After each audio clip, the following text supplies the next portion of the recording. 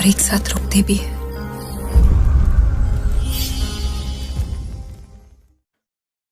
Nandu, hospital के सामने खड़े होकर फूफू कर रहे? बीवी बीमार है, अंदर है। क्या हुआ भाभी को? वही औरतों वाली बीमारी। औरतों वाली बीमारी? खर्चा इतना। सिगरेट कितने की? 10 रुपए की। 10 रुपए की? और जेब में कितनी पड़ी? एक और है। मरने के लिए तेरे पास पैसे हैं, लेकिन बीवी को मौत से बचाने के लिए पैसे नहीं है। क्या बक रहा है? ये देख, मौत लिखी है इस पे, मौत।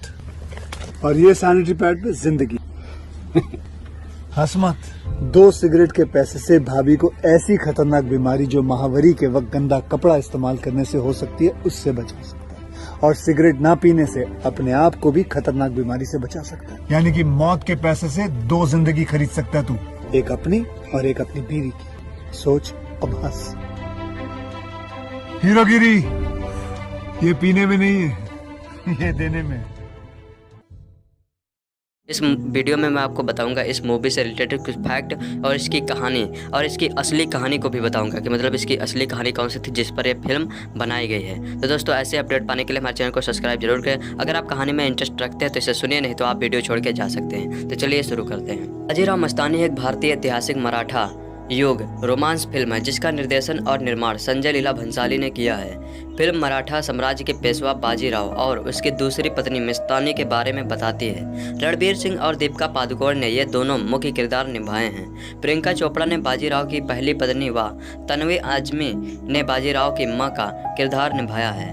बाजीराव मस्तानी 18 दिसंबर 2015 को रिलीज हुई थी।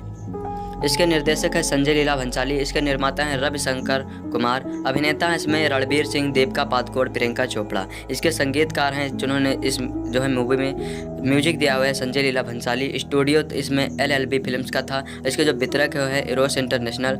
इसके यह रिलीज हुई थी 18 दिसंबर 2015 को। भारत में हिंदी भाषा में रिलीज हुई थी। तो चलिए अब पात्र के बारे में बात कर लेते हैं कि किसने किसका रोल निभाया है। तो रणबीर सिंह इसमें बने हुए हैं मराठा साम्राज्य योद्धा बाजीराव बने हुए हैं। प्रियंका चोपड़ा बाजीराव की पहली पत्नी काशीबाई। दीपिका पादुकोण बाजीराव की दूसरी पत्नी मस्तानी बनी हुई हैं। तन्वी आजमी बाजीराव की मां राधाबाई बनी हुई हैं। सुखदा खांडेकर बाजीराव की बहन अनुबाई बनी हुई हैं। अनुजा गोखले बाजीराव की बहन भिऊबाई बनी हुई हैं। वैभव तत्वादी चिमाजी अम्पा बाजीराव का छोटा भाई। और अब चलिए बात करते हैं इसकी कहानी के बारे में। तो बाजीराव मस्तानी फिल्म की शुरुआत नए पेशवा बनाने से शुरू होती है। इसके लिए बाजीराव यानी रणबीर सिंह को चुना जाता है।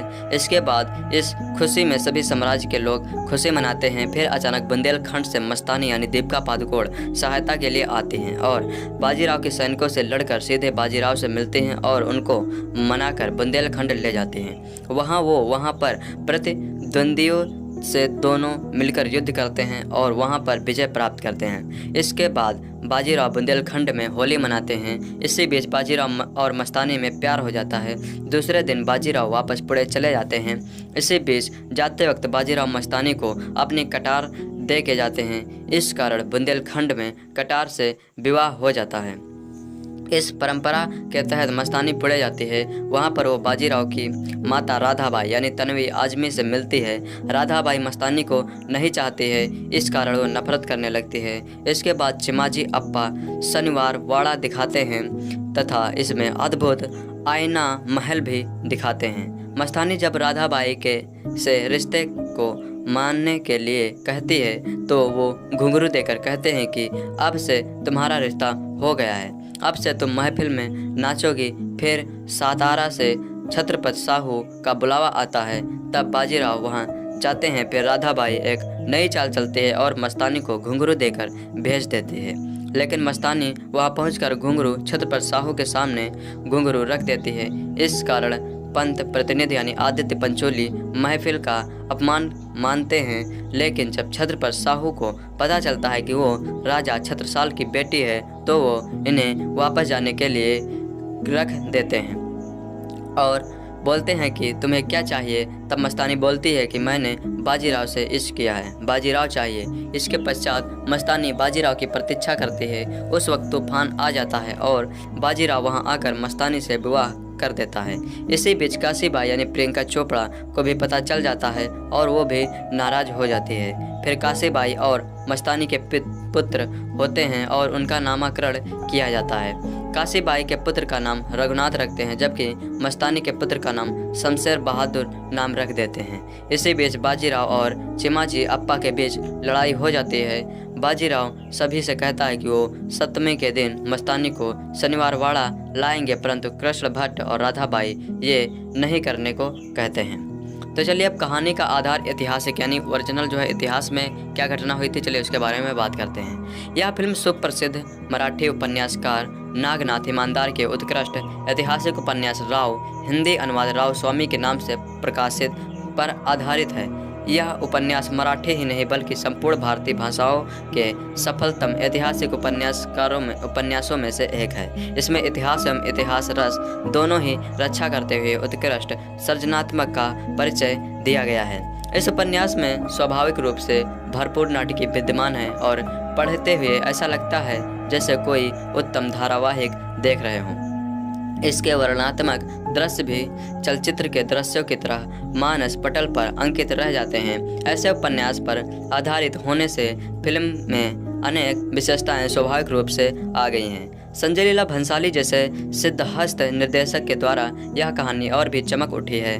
फिल्म में पाठ है रचना से कुछ अंतर आ जाना तो स्वाभाविक ही रहता है, क्योंकि दोनों के माध्यम भिन्न होते हैं, परंतु इस फिल्म में कुछ अंतर जानबूझकर फिल्मी लटकों झटकों के रूप में लाए गए हैं। इसमें इतिहास बोध को धक्का पहुंचा है। आरंभिक दृश्यों में बाजीराव को पेशवा नियुक्त करने वाला दृश्य तो बहुत ही उत्तम एवं उपयुक्त भी है और उपन्यास से बाहर का होते हुए भी ऐतिहासिक एवं इतिहास बोध के सर्वथा अनुरूप है। परंतु जिस दृश्य में काशीबाई की पुरानी सहेली आती है, जिसका पति पेशवा बाजीराव के कारण मारा गया है और इसलिए वह अपने पति की राख वहां छोड़कर एक तरह से साफ देती है, वहां स्पष्ट अंतर आ गया है। उपन्यास में काशीबाई की कुशल गृहिणी के रूप में गरिमामयी उपस्थित है, जबकि फिल्म में काशीबाई को चंचल किशोरी की तरफ उछलते दिखलाकर इतिहास बोध को खंडित कर दिया है।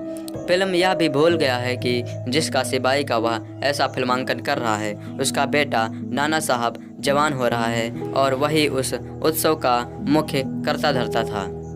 यहाँ काशीबाई पेशवा की पत्नी एक तरह से रानी ना लगकर फिल्म में हीरोइन प्रियंका चोपड़ा ही लगती है। छत्रसाल की सहायता के लिए बाजीराव को मस्तानी के द्वारा सेना सहित ले जाना भी बिल्कुल अनैतिहासिक रूप वाला हो गया है। देखने में बहुत रोचक है, लेकिन मस्तानी के द्वारा ऐसा ना तो हुआ था और ना हो सकता था। इस प्रकार के छोटे मोटे दृश्यों को छोड़ भी दे तब भी दो अच्छा में भोले फिल्मकार ने किए हैं। श्रीमंत बाजीराव पेशवा और काशीबाई दोनों को अलग अलग समय में नचवा डाला है। उस युग में और पेशवा परिवार में काशीबाई जैसी स्त्री जो एक तरह से रानी ही थी, यदि नाचती होती तो तर्ककियों को विशेष रूप से रखने की आवश्यकता ही नहीं होती।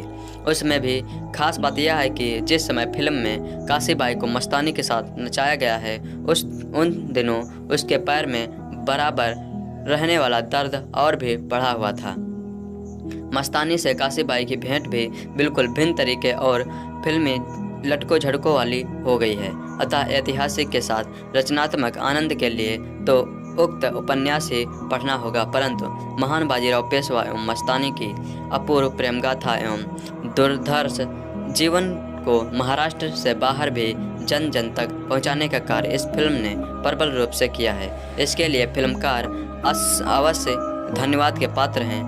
लगभग सभी कलाकारों का अभिनय भी जीवंत एवं प्रशंसनीय है, जो फिल्म को बार बार देखने के लिए प्रेरित करता है। तो चलिए बात करते हैं इसके निर्माण के बारे में। तो इसमें जो है चुनाव कैसे हुआ था पात्र के लिए, तो वर्ष 2003 में संजय लीला भंसाली ने इस फिल्म के मुख्य किरदार के लिए सलमान खान और ऐश्वर्या राय को चुना था, जो उनकी फिल्म हम दिल दे चुके सनम में भी मुख्य किरदार में थे, पर बाद में उन्हें उन दोनों के बीच हुए मतभेद के कारण बदलना पड़ा। इसके बाद जुलाई 2003 में उन्होंने करीना कपूर और रानी मुखर्जी को बाजीराव की पत्नी के पात्र के लिए चुना। भंसाली जी ने काफ़ी विदकरण के में यह बताया कि वे सलमान खान और करीना कपूर को इसलिए नहीं ले पाए क्योंकि वे पहले ही किसी अन्य फिल्म में कार्य कर रहे हैं। कुछ लोगों ने यह भी अफवाह की अफवाह थी कि अजय देवगन की जगह शाहरुख खान यह किरदार निभाएंगे। इसके अलावा इसमें ऋतिक रोशन और दीपिका पादुकोण, रणबीर सिंह और कैटरीना कैफ के रहने की संभावना थी।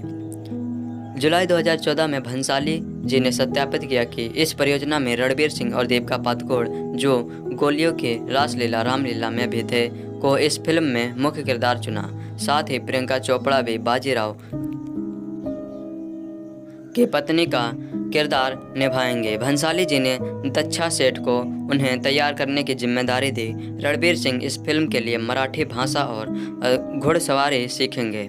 इस फिल्म में अपने दमदार किरदार के लिए रणबीर अपना वजन भी बढ़ाएंगे। इसी के साथ प्रियंका चोपड़ा भी 15 दिनों तक मराठी शिक्षा ग्रहण करेंगे। सितंबर 2014 में भंसाली जी ने सत्यापित किया कि तानवी आजमी बाजीराव की मां भी की भूमिका निभाएंगी। इसमें सुखदा खंडकेकर बाजीराव की बहन के किरदार और महेश मांजरेकर मराठा राजा की भूमिका निभाएंगे। जनवरी 2015 में वैभव तत्वादी बाजीराव के छोटे भाई के किरदार के लिए चुने गए हैं। अब चलिए बात करते हैं फिल्मांकन के बारे में। तो 23 सितंबर 2014 को इस फिल्म को फिल्माना शुरू किया गया। दीपिका पादुकोण ने फिल्म में निर्माण में 8 मार्च 2015 को राजस्थान में जुड़ी। वह इस फिल्म के फिल्माने के दौरान 20 किलोग्राम का लोहे का कवच भी बहाना। इसके पहले दीपिका ने अपने पिछले कार्यों को दिसंबर 2014 के अंत तक किया और मार्च 2015 में अपने सभी कार्यों को समाप्त कर इस फिल्म के कार्य में लग गई। इसका मुख्य हिस्सा मुंबई के फिल्म सिटी स्टूडियो में बनाया गया, अन्य हिस्सा मध्य प्रदेश, राजस्थान, गुजरात और वाई में किया गया। अब चलिए बात करते हैं इस फिल्म के संगीत के बारे में, यानी गानों के बारे में। फिल्म का संगीत संजय लीला भंसाली द्वारा निर्माण किया गया है। चलिए अब सॉन्ग की सूची के बारे में देखते हैं। तो पहला इसमें सॉन्ग था दीवानी मस्तानी, जिसके गीतकार थे सिद्धार्थ गरिमा, संगीतकार थे संजय लीला भंसाली और इसके गायक थे श्रेया घोषाल, गणेश, चंदन सिवे, मुजतबा, अजीज नाजा और ये गाना था 5 मिनट 40 सेकंड का था। दूसरा गाना था आयात, जिसके गीतकार थे एम तुराजा, संगीतकार थे संजय लीला भंसाली।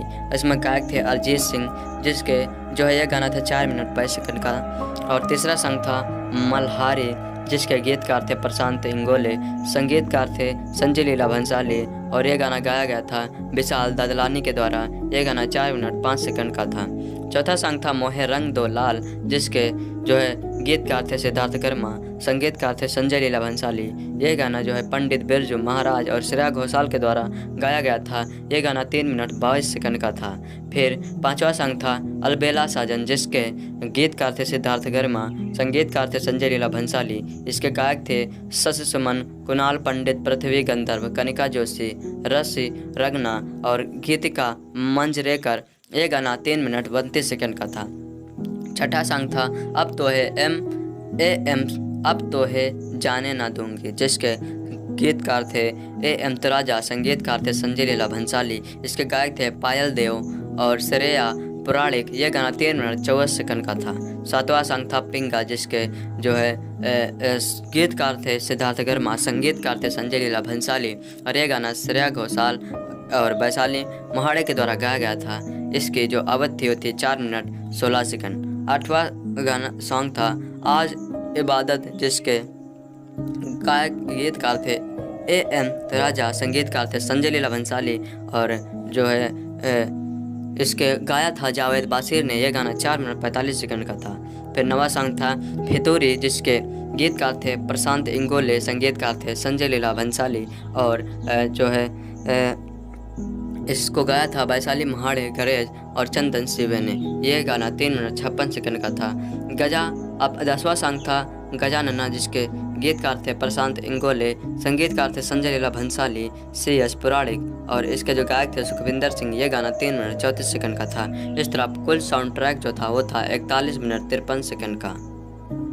दोस्तों, बाजीराव मस्तानी फिल्म में मस्तानी का किरदार दीपिका पादुकोण ने निभाया है और ये फिल्म काफ़ी हिट हुई थी। तो चलिए जानते हैं मस्तानी की असली स्टोरी, रियल में उनकी क्या स्टोरी थी। तो चलिए शुरू करते हैं।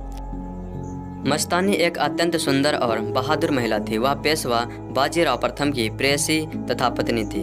बाजीराव स्वयं उसे पत्नी ही मानते थे, परंतु उसकी पत्नी के रूप में उसे पारिवारिक तथा सामाजिक स्वीकृति कभी नहीं मिल पाई।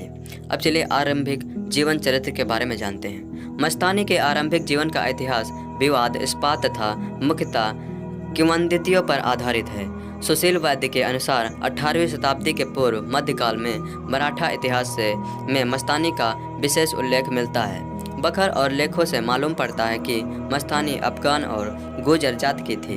इनका जन्म नृत्य करने वाली जात में हुआ था।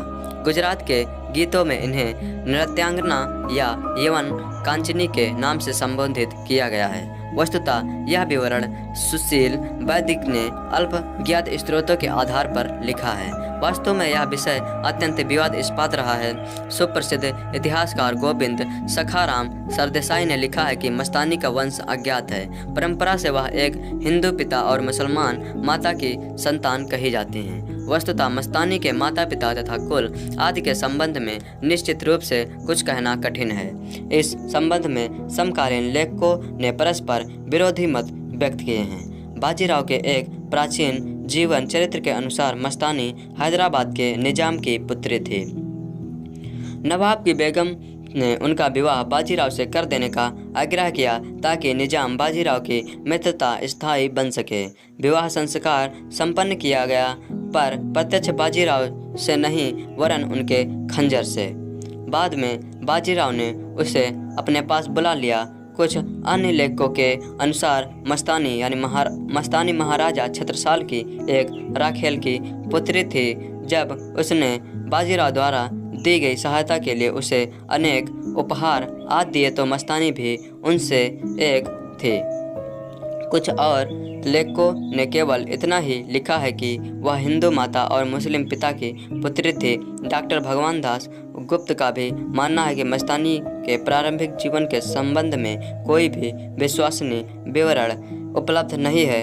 अधिकतर यही धारणा प्रचलित है कि छत्रसाल ने ही उसे पेशवा को भेंट किया था। बुंदेलखंडी जनश्रुतियों के अनुसार वह छत्रसाल की मुगलानी उपपत्नी से उत्पन्न कन्या थी। मस्तानी अपने समय की अद्वितीय सुंदरी एवं संगीत कला में प्रवीण थी। उन्होंने घुड़सवारी और तीरंदाजी में भी शिक्षा प्राप्त की थी। सुशील वैद्य के अनुसार गुजरात के नायाब सूबेदार सुजात खां और मस्तानी की प्रथम भेंट 1724 ईस्वी के लगभग हुई थी। चिमाजी अम्मा ने उसी वर्ष शुरुआत खां पर आक्रमण किया। युद्ध क्षेत्र में ही सुजात खां की मृत्यु हुई। लूटी हुई सामग्री के साथ मस्तानी भी चिमाजी अप्पा को प्राप्त हुई। चिमाजी अप्पा ने उन्हें बाजीराव के पास पहुंचा दिया। तदुपरांत मस्तानी और बाजीराव एक दूसरे के लिए ही जीवित रहे। 1727 ईस्वी में प्रयाग के सूबेदार मोहम्मद खान वंगस ने राजा छत्रसाल यानी बुंदेलखंड पर चढ़ाई की।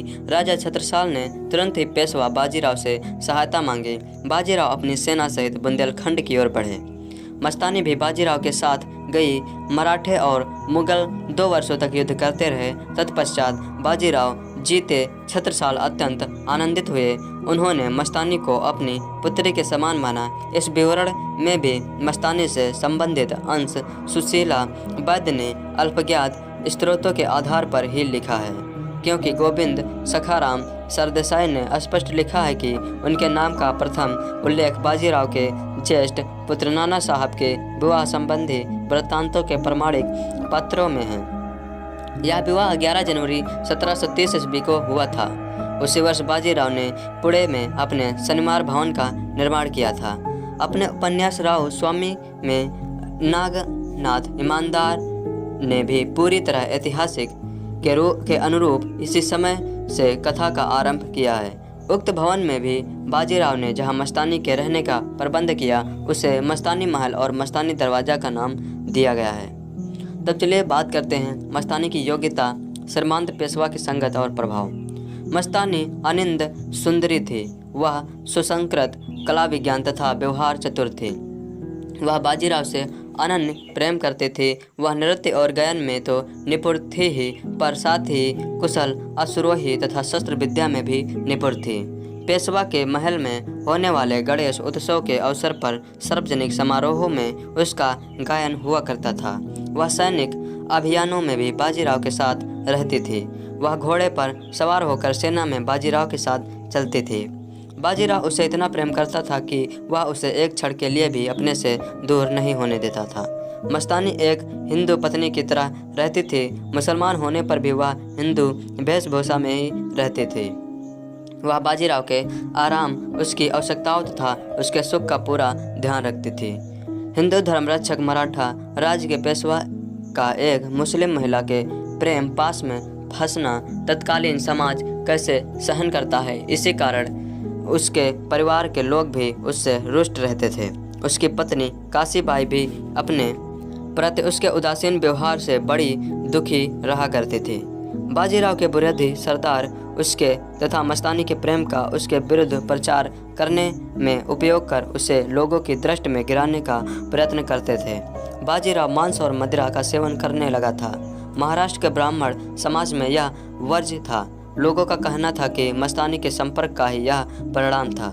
ब्राह्मण समुदाय में तो एक प्रकार से बाजीराव को पतित ही।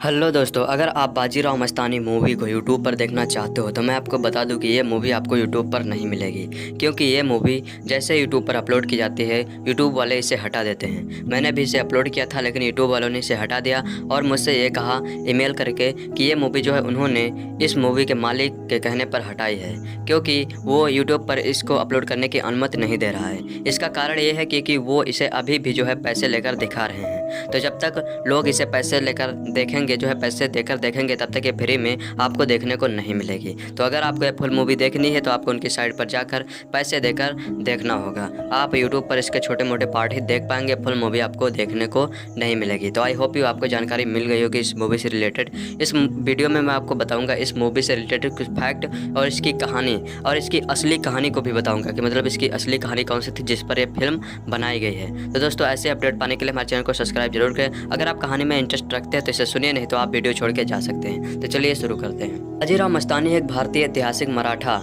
युग रोमांस फिल्म है जिसका निर्देशन और निर्माण संजय लीला भंसाली ने किया है। फिल्म मराठा साम्राज्य के पेशवा बाजीराव और उसकी दूसरी पत्नी मस्तानी के बारे में बताती है। रणबीर सिंह और दीपिका पादुकोण ने ये दोनों मुख्य किरदार निभाए हैं। प्रियंका चोपड़ा ने बाजीराव की पहली पत्नी व तन्वी आजमी ने बाजीराव की मां का किरदार निभाया है। बाजीराव मस्तानी 18 दिसंबर 2015 को रिलीज हुई थी। इसके निर्देशक है संजय लीला भंसाली। इसके निर्माता हैं रविशंकर कुमार। अभिनेता हैं इसमें रणबीर सिंह, दीपिका पादुकोण, प्रियंका चोपड़ा। इसके संगीतकार हैं जिन्होंने इस जो है मूवी में म्यूजिक दिया हुआ है संजय लीला भंसाली। स्टूडियो इसमें LLB फिल्म्स का था। इसके जो वितरक है इरोस इंटरनेशनल। इसके यह रिलीज हुई थी 18 दिसंबर 2015 को। भारत में हिंदी भाषा में रिलीज हुई थी। तो चलिए अब पात्र के बारे में बात कर लेते हैं कि किसने किसका रोल निभाया है। तो रणबीर सिंह इसमें बने हुए हैं मराठा साम्राज्य योद्धा बाजीराव बने हुए हैं। प्रियंका चोपड़ा बाजीराव की पहली पत्नी काशीबाई। दीपिका पादुकोण बाजीराव की दूसरी पत्नी मस्तानी बनी हुई हैं। तन्वी आजमी बाजीराव की मां राधाबाई बनी हुई हैं। सुगता खांडेकर बाजीराव की बहन अनुबाई बनी हुई हैं। अनुजा गोखले बाजीराव की बहन भ्यूबाई बनी हुई हैं। वैभव तत्वादी चिमाजी अम्पा बाजीराव का छोटा भाई। और अब चलिए बात करते हैं इसकी कहानी के बारे में। तो बाजीराव मस्तानी फिल्म की शुरुआत नए पेशवा बनाने से शुरू होती है। इसके लिए बाजीराव यानी रणबीर सिंह को चुना जाता है।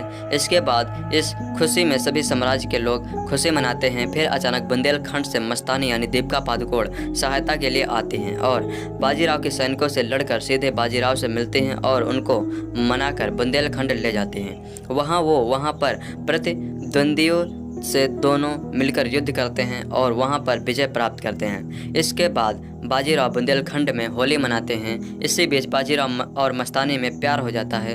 दूसरे दिन बाजीराव वापस पुणे चले जाते हैं। इसी बीच जाते वक्त बाजीराव मस्तानी को अपनी कटार दे के जाते हैं। इस कारण बुंदेलखंड में कटार से विवाह हो जाता है। इस परंपरा के तहत मस्तानी पुणे जाती है। वहाँ पर वो बाजीराव की माता राधाबाई यानी तन्वी आजमी से मिलती है। राधाबाई मस्तानी को नहीं चाहती है, इस कारण वो नफरत करने लगती है। इसके बाद चिमाजी अप्पा शनिवार वाड़ा दिखाते हैं तथा इसमें अद्भुत आईना महल भी दिखाते हैं। मस्तानी जब राधाबाई के से रिश्ते को मानने के लिए कहती है तो वो घुंघरू देकर कहते हैं कि अब से तुम्हारा रिश्ता हो गया है, अब से तुम महफिल में नाचोगी। फिर सातारा से छत्रपति साहू का बुलावा आता है तब बाजीराव वहाँ जाते हैं। फिर राधाबाई एक नई चाल चलती है और मस्तानी को घुंघरू देकर भेज देती है, लेकिन मस्तानी वहाँ पहुंचकर घुंघरू छत्र पर साहू के सामने घुंघरू रख देती है। इस कारण पंत प्रतिनिधि यानी आदित्य पंचोली महफिल का अपमान मानते हैं, लेकिन जब छत्र पर साहू को पता चलता है कि वो राजा छत्रसाल की बेटी है तो वो इन्हें वापस जाने के लिए रख देते हैं और बोलते हैं कि तुम्हें क्या चाहिए। तब मस्तानी बोलती है कि मैंने बाजीराव से इश्क किया है, बाजीराव चाहिए। इसके पश्चात मस्तानी बाजीराव की प्रतीक्षा करती है। उस वक्त तूफान आ जाता है और बाजीराव वहां आकर मस्तानी से विवाह कर देता है। इसी बीच काशीबाई यानी प्रियंका चोपड़ा को भी पता चल जाता है और वो भी नाराज हो जाती है। फिर काशीबाई और मस्तानी के पुत्र होते हैं और उनका नामकरण किया जाता है। काशीबाई के पुत्र का नाम रघुनाथ रखते हैं, जबकि मस्तानी के पुत्र का नाम शमशेर बहादुर नाम रख देते हैं। इसी बीच बाजीराव और चिमाजी अप्पा के बीच लड़ाई हो जाती है। बाजीराव सभी से कहता है कि वो सप्तमी के दिन मस्तानी को शनिवार वाड़ा लाएंगे, परंतु कृष्ण भट्ट और राधाबाई ये नहीं करने को कहते हैं। तो चलिए अब कहानी का आधार ऐतिहासिक यानी ओरिजिनल जो है इतिहास में क्या घटना हुई थी, चलिए उसके बारे में बात करते हैं। यह फिल्म सुप्रसिद्ध मराठी उपन्यासकार नागनाथ ईमानदार के उत्कृष्ट ऐतिहासिक उपन्यास राव हिंदी अनुवाद राव स्वामी के नाम से प्रकाशित पर आधारित है। यह उपन्यास मराठी ही नहीं बल्कि संपूर्ण भारतीय भाषाओं के सफलतम ऐतिहासिक उपन्यासों में से एक है। इसमें इतिहास एवं इतिहास रस दोनों ही रक्षा करते हुए उत्कृष्ट सृजनात्मक का परिचय दिया गया है। इस उपन्यास में स्वाभाविक रूप से भरपूर नाटकीय विद्यमान है और पढ़ते हुए ऐसा लगता है जैसे कोई उत्तम धारावाहिक देख रहे हों। इसके वर्णनात्मक दृश्य भी चलचित्र के दृश्यों की तरह मानस पटल पर अंकित रह जाते हैं। ऐसे उपन्यास पर आधारित होने से फिल्म में अनेक विशेषताएं स्वाभाविक रूप से आ गई हैं। संजय लीला भंसाली जैसे सिद्धहस्त निर्देशक के द्वारा यह कहानी और भी चमक उठी है। फिल्म में पाठ्य रचना से कुछ अंतर आ जाना तो स्वाभाविक ही रहता है, क्योंकि दोनों के माध्यम भिन्न होते हैं, परंतु इस फिल्म में कुछ अंतर जानबूझकर फिल्मी लटकों झटकों के रूप में लाए गए हैं। इसमें इतिहास बोध को धक्का पहुंचा है। आरंभिक दृश्यों में बाजीराव को पेशवा नियुक्त करने वाला दृश्य तो बहुत ही उत्तम एवं उपयुक्त भी है और उपन्यास से बाहर का होते हुए भी ऐतिहासिक एवं इतिहास बोध के सर्वथा अनुरूप है। परंतु जिस दृश्य में काशीबाई की पुरानी सहेली आती है, जिसका पति पेशवा बाजीराव के कारण मारा गया है और इसलिए वह अपने पति की राख वहां छोड़कर एक तरह से साफ देती है, वहां स्पष्ट अंतर आ गया है। उपन्यास में काशीबाई की कुशल गृहिणी के रूप में गरिमामयी उपस्थित है, जबकि फिल्म में काशीबाई को चंचल किशोरी की तरफ उछलते दिखलाकर इतिहास बोध को खंडित कर दिया है। फिल्म यह भी भूल गया है कि जिस काशीबाई का वह ऐसा फिल्मांकन कर रहा है, उसका बेटा नाना साहब जवान हो रहा है और वही उस उत्सव का मुख्य कर्ता धर्ता था। यहाँ काशीबाई पेशवा की पत्नी एक तरह से रानी ना लगकर फिल्म में हीरोइन प्रियंका चोपड़ा ही लगती है। छत्रसाल की सहायता के लिए बाजीराव को मस्तानी के द्वारा सेना सहित ले जाना भी बिल्कुल अनैतिहासिक रूप वाला हो गया है। देखने में बहुत रोचक है, लेकिन मस्तानी के द्वारा ऐसा ना तो हुआ था और ना हो सकता था। इस प्रकार के छोटे मोटे दृश्यों को छोड़ भी दे तब भी दो अच्छा में भोले फिल्मकार ने किए हैं। श्रीमंत बाजीराव पेशवा और काशीबाई दोनों को अलग अलग समय में नचवा डाला है। उस युग में और पेशवा परिवार में काशीबाई जैसी स्त्री जो एक तरह से रानी ही थी, यदि नाचती होती तो तर्ककियों को विशेष रूप से रखने की आवश्यकता ही नहीं होती। उसमें भी खास बात यह है कि जिस समय फिल्म में काशीबाई को मस्तानी के साथ नचाया गया है, उन दिनों उसके पैर में बराबर रहने वाला दर्द और भी बढ़ा हुआ था। मस्तानी से काशीबाई की भेंट भी बिल्कुल भिन्न तरीके और फिल्मी लटकों झटकों वाली हो गई है। अतः ऐतिहासिक के साथ रचनात्मक आनंद के लिए तो उक्त उपन्यास ही पढ़ना होगा, परंतु महान बाजीराव पेशवा एवं मस्तानी की अपूर्व प्रेम गाथा एवं दुर्धर्ष जीवन को महाराष्ट्र से बाहर भी जन जन तक पहुंचाने का कार्य इस फिल्म ने प्रबल रूप से किया है। इसके लिए फिल्मकार अवश्य धन्यवाद के पात्र हैं। लगभग सभी कलाकारों का अभिनय भी जीवंत एवं प्रशंसनीय है, जो फिल्म को बार बार देखने के लिए प्रेरित करता है। तो चलिए अब बात करते हैं इसके निर्माण के बारे में। तो इसमें जो है चुनाव कैसे हुआ था पात्र के लिए, तो वर्ष 2003 में संजय लीला भंसाली ने इस फिल्म के मुख्य किरदार के लिए सलमान खान और ऐश्वर्या राय को चुना था, जो उनकी फिल्म हम दिल दे चुके सनम में भी मुख्य किरदार में थे, पर बाद में उन्हें उन दोनों के बीच हुए मतभेद के कारण बदलना पड़ा। इसके बाद जुलाई 2003 में उन्होंने करीना कपूर और रानी मुखर्जी को बाजीराव की पत्नी के पात्र के लिए चुना। भंसाली जी ने काफ़ी विदकरण के में यह बताया कि वे सलमान खान और करीना कपूर को इसलिए नहीं ले पाए क्योंकि वे पहले ही किसी अन्य फिल्म में कार्य कर रहे हैं। कुछ लोगों ने यह भी अफवाह थी कि अजय देवगन की जगह शाहरुख खान यह किरदार निभाएंगे। इसके अलावा इसमें ऋतिक रोशन और दीपिका पादुकोण, रणबीर सिंह और कैटरीना कैफ के रहने की संभावना थी। जुलाई 2014 में भंसाली जी ने सत्यापित किया कि इस परियोजना में रणबीर सिंह और दीपिका पादुकोण, जो गोलियों की रासलीला रामलीला में भी थे, को इस फिल्म में मुख्य किरदार चुना। साथ ही प्रियंका चोपड़ा भी बाजीराव की पत्नी का किरदार निभाएंगे। भंसाली जी ने दक्षा सेठ को उन्हें तैयार करने की जिम्मेदारी दी। रणबीर सिंह इस फिल्म के लिए मराठी भाषा और घुड़सवारी सीखेंगे। इस फिल्म में अपने दमदार किरदार के लिए रणबीर अपना वजन भी बढ़ाएंगे। इसी के साथ प्रियंका चोपड़ा भी 15 दिनों तक मराठी शिक्षा ग्रहण करेंगे। सितंबर 2014 में भंसाली जी ने सत्यापित किया कि तानवी आजमी बाजीराव की मां भी की भूमिका निभाएंगी। इसमें सुखदा खंडकेकर बाजीराव की बहन के किरदार और महेश मांजरेकर मराठा राजा की भूमिका निभाएंगे। जनवरी 2015 में वैभव तत्ववादी बाजीराव के छोटे भाई के किरदार के लिए चुने गए हैं। अब चलिए बात करते हैं फिल्मांकन के बारे में। तो 23 सितंबर 2014 को इस फिल्म को फिल्माना शुरू किया गया। दीपिका पादुकोण ने फिल्म में निर्माण में 8 मार्च 2015 को राजस्थान में जुड़ी। वह इस फिल्म के फिल्माने के दौरान 20 किलोग्राम का लोहे का कवच भी बहाना। इसके पहले दीपिका ने अपने पिछले कार्यों को दिसंबर 2014 के अंत तक किया और मार्च 2015 में अपने सभी कार्यों को समाप्त कर इस फिल्म के कार्य में लग गई। इसका मुख्य हिस्सा मुंबई के फिल्म सिटी स्टूडियो में बनाया गया, अन्य हिस्सा मध्य प्रदेश, राजस्थान, गुजरात और वाई में किया गया। अब चलिए बात करते हैं इस फिल्म के संगीत के बारे में, गानों के बारे में। फिल्म का संगीत संजय लीला भंसाली द्वारा निर्माण किया गया है। चलिए अब सॉन्ग की सूची के बारे में देखते हैं। तो पहला इसमें सॉन्ग था दीवानी मस्तानी, जिसके गीतकार थे सिद्धार्थ गरिमा, संगीतकार थे संजय लीला भंसाली और इसके गायक थे श्रेया घोषाल, गणेश, चंदन सिवे, मुजतबा, अजीज, नाजा। और ये गाना था 5 मिनट 40 सेकंड का था। दूसरा गाना था आयात, जिसके गीतकार थे एम तुराजा, संगीतकार थे संजय लीला भंसाली। इसमें गायक थे अरिजीत सिंह, जिसके जो है यह गाना था 4 मिनट 22 सेकंड का। और तीसरा सॉन्ग था मल्हारी, जिसके गीतकार थे प्रशांत इंगोले, संगीतकार थे संजय लीला भंसाली और यह गाना गाया गया था विशाल दादलानी के द्वारा। यह गाना 4 मिनट 5 सेकंड का था।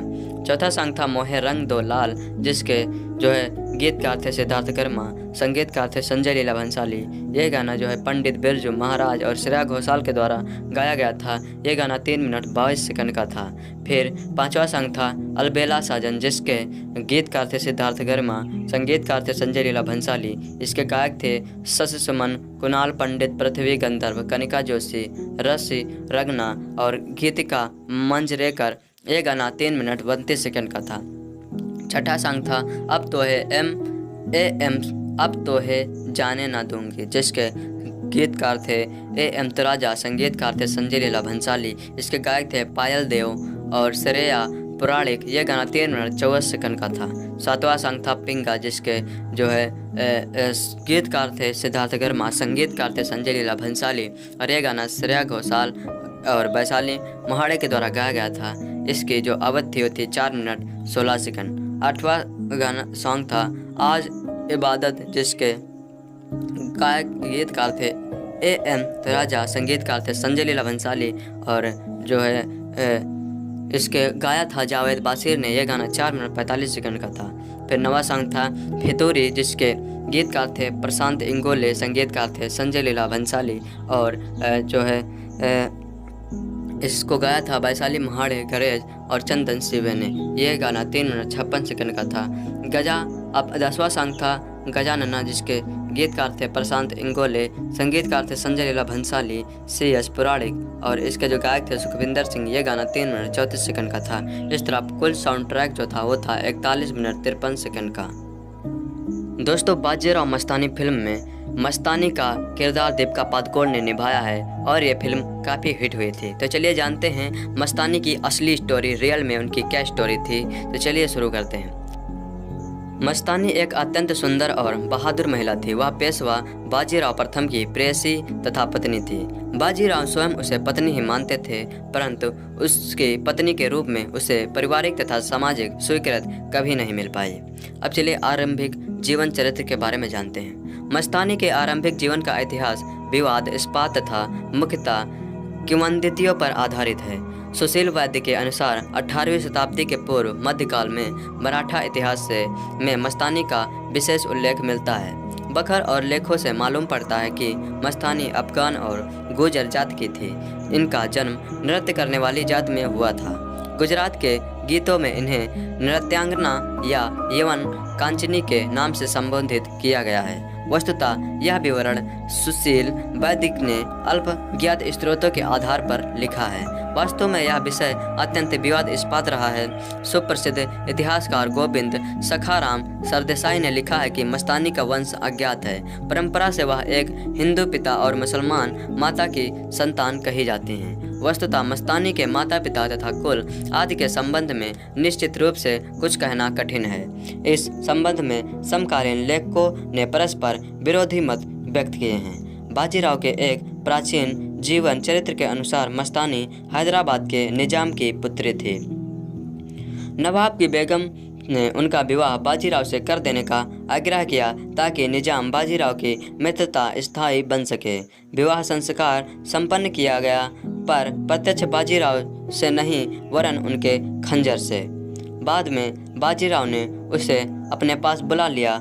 कुछ अन्य लेखकों के अनुसार मस्तानी महाराजा छत्रसाल की एक राखेल की पुत्री थी। जब उसने बाजीराव द्वारा दी गई सहायता के लिए उसे अनेक उपहार आदि दिए तो मस्तानी भी उनसे एक थी। कुछ और लेखकों ने केवल इतना ही लिखा है कि वह हिंदू माता और मुस्लिम पिता की पुत्री थी। डॉक्टर भगवान दास गुप्त का भी मानना है कि मस्तानी के प्रारंभिक जीवन के संबंध में कोई भी विश्वसनीय विवरण उपलब्ध नहीं है। अधिकतर यही धारणा प्रचलित है कि छत्रसाल ने ही उसे पेशवा को भेंट किया था। बुंदेलखंडी जनश्रुतियों के अनुसार वह छत्रसाल की मुगलानी उपपत्नी से उत्पन्न कन्या थी। मस्तानी अपने समय की अद्वितीय सुंदरी एवं संगीत कला में प्रवीण थी। उन्होंने घुड़सवारी और तीरंदाजी में भी शिक्षा प्राप्त की थी। सुशील वैद्य के अनुसार गुजरात के नायब सूबेदार सुजात खां और मस्तानी की प्रथम भेंट 1724 ईस्वी के लगभग हुई थी। चिमाजी अम्मा ने उसी वर्ष शुरुआत खां पर आक्रमण किया। युद्ध क्षेत्र में ही सुजात खां की मृत्यु हुई। लूटी हुई सामग्री के साथ मस्तानी भी चिमाजी अप्पा को प्राप्त हुई। चिमाजी अप्पा ने उन्हें बाजीराव के पास पहुंचा दिया। तदुपरांत मस्तानी और बाजीराव एक दूसरे के लिए ही जीवित रहे।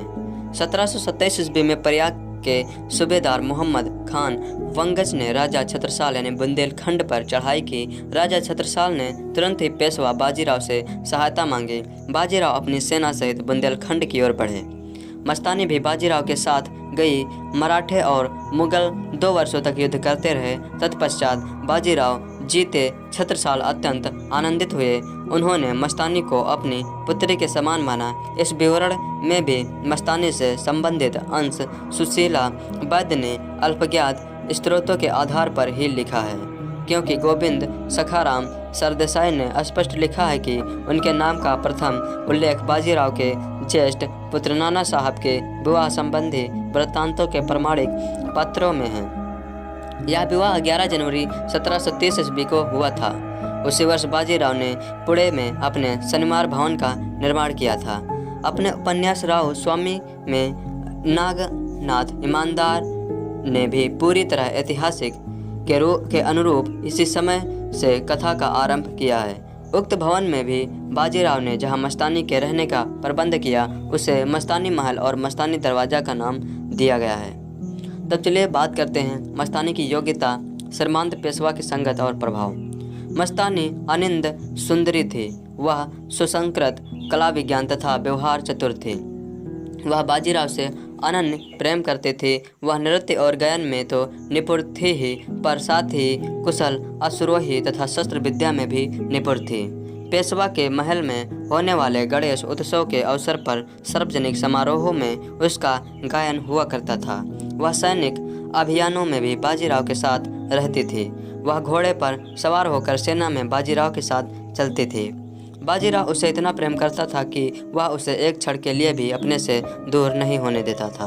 मस्तानी एक हिंदू पत्नी की तरह रहती थी। मुसलमान होने पर भी वह हिंदू वेशभूषा में ही रहते थे। वह बाजीराव के आराम, उसकी आवश्यकताओं तथा उसके सुख का पूरा ध्यान रखती थी। हिंदू धर्मरक्षक मराठा राज्य के पेशवा का एक मुस्लिम महिला के प्रेम पास में फंसना तत्कालीन समाज कैसे सहन करता है, इसी कारण उसके परिवार के लोग भी उससे रुष्ट रहते थे। उसकी पत्नी काशीबाई भी अपने प्रति उसके उदासीन व्यवहार से बड़ी दुखी रहा करती थी। बाजीराव के विरोधी सरदार उसके तथा मस्तानी के प्रेम का उसके विरुद्ध प्रचार करने में उपयोग कर उसे लोगों की दृष्टि में गिराने का प्रयत्न करते थे। बाजीराव मांस और मदिरा का सेवन करने लगा था। महाराष्ट्र के ब्राह्मण समाज में यह वर्ज्य था। लोगों का कहना था कि मस्तानी के संपर्क का ही यह परिणाम था। ब्राह्मण समुदाय में तो एक प्रकार से बाजीराव को पतित ही। हेलो दोस्तों, अगर आप बाजीराव मस्तानी मूवी को यूट्यूब पर देखना चाहते हो तो मैं आपको बता दूं कि ये मूवी आपको यूट्यूब पर नहीं मिलेगी, क्योंकि ये मूवी जैसे यूट्यूब पर अपलोड की जाती है यूट्यूब वाले इसे हटा देते हैं। मैंने भी इसे अपलोड किया था, लेकिन यूट्यूब वालों ने इसे हटा दिया और मुझसे ये कहा ईमेल करके कि ये मूवी जो है उन्होंने इस मूवी के मालिक के कहने पर हटाई है, क्योंकि वो यूट्यूब पर इसको अपलोड करने की अनुमति नहीं दे रहा है। इसका कारण ये है कि वो इसे अभी भी जो है पैसे लेकर दिखा रहे हैं। तो जब तक लोग इसे पैसे लेकर देखेंगे, जो है पैसे देकर देखेंगे, तब तक ये फ्री में आपको देखने को नहीं मिलेगी। तो अगर आपको ये फुल मूवी देखनी है तो आपको उनकी साइट पर जाकर पैसे देकर देखना होगा। आप यूट्यूब पर इसके छोटे मोटे पार्ट ही देख पाएंगे, फुल मूवी आपको देखने को नहीं मिलेगी। तो आई होप यू आपको जानकारी मिल गई होगी इस मूवी से रिलेटेड। इस वीडियो में मैं आपको बताऊँगा इस मूवी से रिलेटेड कुछ फैक्ट और इसकी कहानी और इसकी असली कहानी को भी बताऊँगा कि मतलब इसकी असली कहानी कौन सी थी जिस पर यह फिल्म बनाई गई है। तो दोस्तों, ऐसे अपडेट पाने के लिए हमारे चैनल को सब्सक्राइब जरूर करें। अगर आप कहानी में इंटरेस्ट रखते हैं तो इसे सुनिए, नहीं तो आप वीडियो छोड़ के जा सकते हैं। तो चलिए शुरू करते हैं। बाजीराव मस्तानी एक भारतीय ऐतिहासिक मराठा युग रोमांस फिल्म है जिसका निर्देशन और निर्माण संजय लीला भंसाली ने किया है। फिल्म मराठा साम्राज्य के पेशवा बाजीराव और उसकी दूसरी पत्नी मस्तानी के बारे में बताती है। रणबीर सिंह और दीपिका पादुकोण ने ये दोनों मुख्य किरदार निभाए हैं। प्रियंका चोपड़ा ने बाजीराव की पहली पत्नी व तन्वी आजमी ने बाजीराव की मां का किरदार निभाया है। बाजीराव मस्तानी 18 दिसंबर 2015 को रिलीज हुई थी। इसके निर्देशक है संजय लीला भंसाली। इसके निर्माता हैं रविशंकर कुमार। अभिनेता हैं इसमें रणबीर सिंह, दीपिका पादुकोण, प्रियंका चोपड़ा। इसके संगीतकार हैं जिन्होंने इस जो है मूवी में म्यूजिक दिया हुआ है संजय लीला भंसाली। स्टूडियो इसमें LLB फिल्म्स का था। इसके जो वितरक है इरोस इंटरनेशनल। इसके यह रिलीज हुई थी 18 दिसंबर 2015 को। भारत में हिंदी भाषा में रिलीज हुई थी। तो चलिए अब पात्र के बारे में बात कर लेते हैं कि किसने किसका रोल निभाया है। तो रणबीर सिंह इसमें बने हुए हैं मराठा साम्राज्य योद्धा बाजीराव बने हुए हैं। प्रियंका चोपड़ा बाजीराव की पहली पत्नी काशीबाई। दीपिका पादुकोण बाजीराव की दूसरी पत्नी मस्तानी बनी हुई हैं। तन्वी आजमी बाजीराव की मां राधाबाई बनी हुई हैं। सुखदा खांडेकर बाजीराव की बहन अनुबाई बनी हुई हैं। अनुजा गोखले बाजीराव की बहन भ्यूबाई बनी हुई हैं। वैभव तत्वादी चिमाजी अम्पा बाजीराव का छोटा भाई। और अब चलिए बात करते हैं इसकी कहानी के बारे में। तो बाजीराव मस्तानी फिल्म की शुरुआत नए पेशवा बनाने से शुरू होती है। इसके लिए बाजीराव यानी रणबीर सिंह को चुना जाता है। इसके बाद इस खुशी में सभी साम्राज्य के लोग खुशी मनाते हैं। फिर अचानक बुंदेलखंड से मस्तानी यानी दीपिका पादुकोण सहायता के लिए आती हैं और बाजीराव के सैनिकों से लड़कर सीधे बाजीराव से मिलते हैं और उनको मनाकर बुंदेलखंड ले जाते हैं। वहाँ पर प्रतिद्वंदियों से दोनों मिलकर युद्ध करते हैं और वहां पर विजय प्राप्त करते हैं। इसके बाद बाजीराव बुंदेलखंड में होली मनाते हैं। इसी बीच बाजीराव और मस्तानी में प्यार हो जाता है। दूसरे दिन बाजीराव वापस पुणे चले जाते हैं। इसी बीच जाते वक्त बाजीराव मस्तानी को अपनी कटार दे के जाते हैं। इस कारण बुंदेलखंड में कटार से विवाह हो जाता है। इस परंपरा के तहत मस्तानी पुढ़े जाती है। वहाँ पर वो बाजीराव की माता राधाबाई यानी तन्वी आजमी से मिलती है। राधाबाई मस्तानी को नहीं चाहती है, इस कारण वो नफरत करने लगती है। इसके बाद चिमाजी अप्पा शनिवार वाड़ा दिखाते हैं तथा इसमें अद्भुत आईना महल भी दिखाते हैं। मस्तानी जब राधाबाई के से रिश्ते को मानने के लिए कहती है तो वो घुंघरू देकर कहते हैं कि अब से तुम्हारा रिश्ता हो गया है, अब से तुम महफिल में नाचोगी। फिर सातारा से छत्रपति साहू का बुलावा आता है, तब बाजीराव वहां जाते हैं। फिर राधाबाई एक नई चाल चलती है और मस्तानी को घुंघरू देकर भेज देती है, लेकिन मस्तानी वहां पहुंचकर घुंघरू छत्रपति साहू के सामने घुंघरू रख देती है। इस कारण पंत प्रतिनिधि यानी आदित्य पंचोली महफिल का अपमान मानते हैं, लेकिन जब छत्रपति साहू को पता चलता है कि वो राजा छत्रसाल की बेटी है तो वो इन्हें वापस जाने के लिए रख देते हैं और बोलते हैं कि तुम्हें क्या चाहिए। तब मस्तानी बोलती है कि मैंने बाजीराव से इश्क किया है, बाजीराव चाहिए। इसके पश्चात मस्तानी बाजीराव की प्रतीक्षा करती है। उस वक्त तूफान आ जाता है और बाजीराव वहां आकर मस्तानी से विवाह कर देता है। इसी बीच काशीबाई यानी प्रियंका चोपड़ा को भी पता चल जाता है और वो भी नाराज हो जाती है। फिर काशीबाई और मस्तानी के पुत्र होते हैं और उनका नामकरण किया जाता है। काशीबाई के पुत्र का नाम रघुनाथ रखते हैं, जबकि मस्तानी के पुत्र का नाम शमशेर बहादुर नाम रख देते हैं। इसी बीच बाजीराव और चिमाजी अप्पा के बीच लड़ाई हो जाती है। बाजीराव सभी से कहता है कि वो सप्तमी के दिन मस्तानी को शनिवार वाड़ा लाएंगे, परंतु कृष्ण भट्ट और राधाबाई ये नहीं करने को कहते हैं। तो चलिए अब कहानी का आधार ऐतिहासिक यानी ओरिजिनल जो है इतिहास में क्या घटना हुई थी, चलिए उसके बारे में बात करते हैं। यह फिल्म सुप्रसिद्ध मराठी उपन्यासकार नागनाथ ईमानदार के उत्कृष्ट ऐतिहासिक उपन्यास राव हिंदी अनुवाद राव स्वामी के नाम से प्रकाशित पर आधारित है। यह उपन्यास मराठी ही नहीं बल्कि संपूर्ण भारतीय भाषाओं के सफलतम ऐतिहासिक उपन्यासों में से एक है। इसमें इतिहास एवं इतिहास रस दोनों ही रक्षा करते हुए उत्कृष्ट सृजनात्मक का परिचय दिया गया है। इस उपन्यास में स्वाभाविक रूप से भरपूर नाटकीय विद्यमान है और पढ़ते हुए ऐसा लगता है जैसे कोई उत्तम धारावाहिक देख रहे हों। इसके वर्णनात्मक दृश्य भी चलचित्र के दृश्यों की तरह मानस पटल पर अंकित रह जाते हैं। ऐसे उपन्यास पर आधारित होने से फिल्म में अनेक विशेषताएं स्वाभाविक रूप से आ गई हैं। संजय लीला भंसाली जैसे सिद्धहस्त निर्देशक के द्वारा यह कहानी और भी चमक उठी है। फिल्म में पाठ्य रचना से कुछ अंतर आ जाना तो स्वाभाविक ही रहता है, क्योंकि दोनों के माध्यम भिन्न होते हैं, परंतु इस फिल्म में कुछ अंतर जानबूझकर फिल्मी लटकों झटकों के रूप में लाए गए हैं। इसमें इतिहास बोध को धक्का पहुंचा है। आरंभिक दृश्यों में बाजीराव को पेशवा नियुक्त करने वाला दृश्य तो बहुत ही उत्तम एवं उपयुक्त भी है और उपन्यास से बाहर का होते हुए भी ऐतिहासिक एवं इतिहास बोध के सर्वथा अनुरूप है। परंतु जिस दृश्य में काशीबाई की पुरानी सहेली आती है, जिसका पति पेशवा बाजीराव के कारण मारा गया है और इसलिए वह अपने पति की राख वहां छोड़कर एक तरह से साफ देती है, वहां स्पष्ट अंतर आ गया है। उपन्यास में काशीबाई की कुशल गृहिणी के रूप में गरिमामयी उपस्थित है, जबकि फिल्म में काशीबाई को चंचल किशोरी की तरफ उछलते दिखलाकर इतिहास बोध को खंडित कर दिया है। फिल्म यह भी भूल गया है कि जिस काशीबाई का वह ऐसा फिल्मांकन कर रहा है, उसका बेटा नाना साहब जवान हो रहा है और वही उस उत्सव का मुख्य कर्ता धर्ता था। यहाँ काशीबाई पेशवा की पत्नी एक तरह से रानी ना लगकर फिल्म में हीरोइन प्रियंका चोपड़ा ही लगती है। छत्रसाल की सहायता के लिए बाजीराव को मस्तानी के द्वारा सेना सहित ले जाना भी बिल्कुल अनैतिहासिक रूप वाला हो गया है।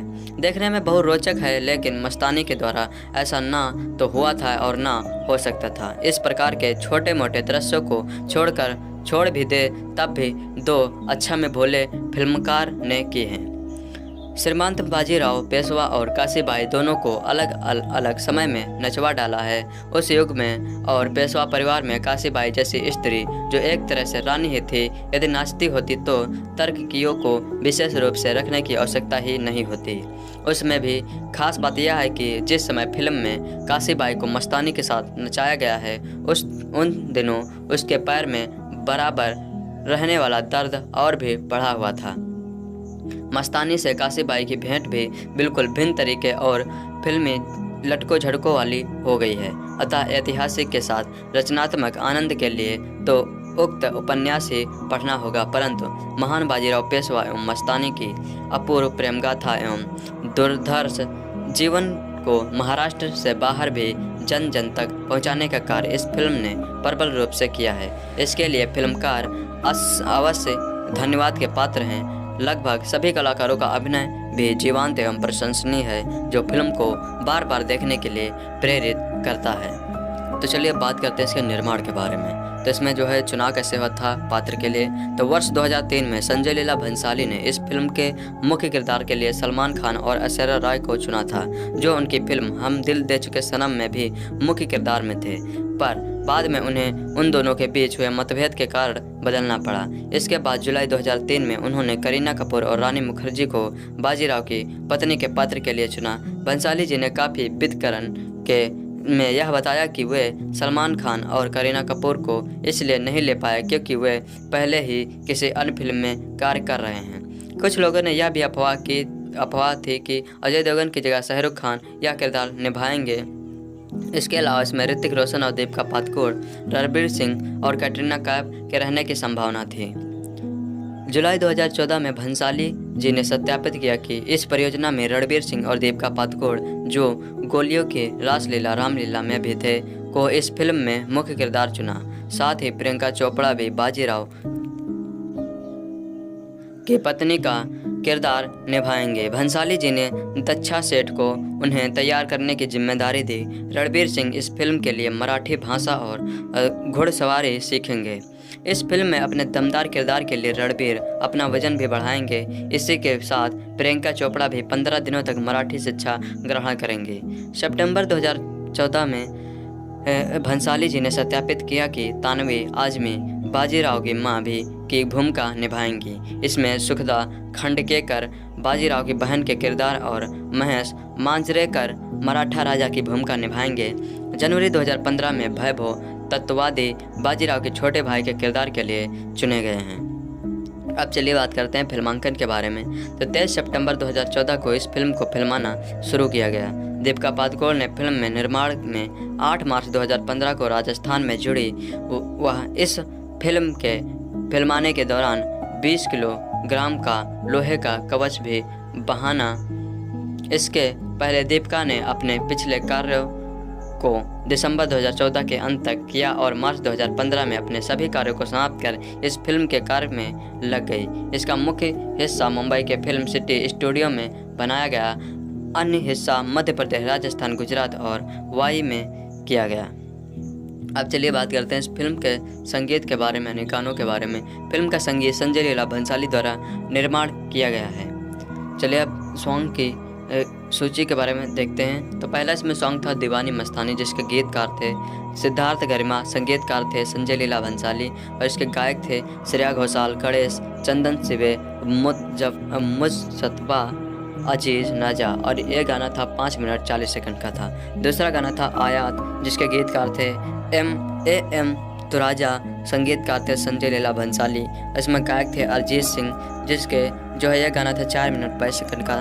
और तीसरा सॉन्ग था मल्हारी, जिसके गीतकार थे प्रशांत इंगोले, संगीतकार थे संजय लीला भंसाली और यह गाना गाया गया था विशाल दादलानी के द्वारा। यह गाना 4 मिनट 5 सेकंड का था। चौथा सॉन्ग था मोहे रंग दो लाल, जिसके जो है गीतकार थे सिद्धार्थ कर्मा, संगीतकार थे संजय लीला भंसाली। यह गाना जो है पंडित बिरजू महाराज और श्रेया घोषाल के द्वारा गाया गया था। यह गाना 3 मिनट 22 सेकंड का था। फिर पांचवा सॉन्ग था अलबेला साजन, जिसके गीतकार थे सिद्धार्थ गर्मा, संगीतकार थे संजय लीला भंसाली। इसके गायक थे शशि सुमन, कुणाल पंडित, पृथ्वी गंधर्व, कनिका जोशी, रसी रगना और गीतिका मंजरेकर। यह गाना 3 मिनट 32 सेकंड का था।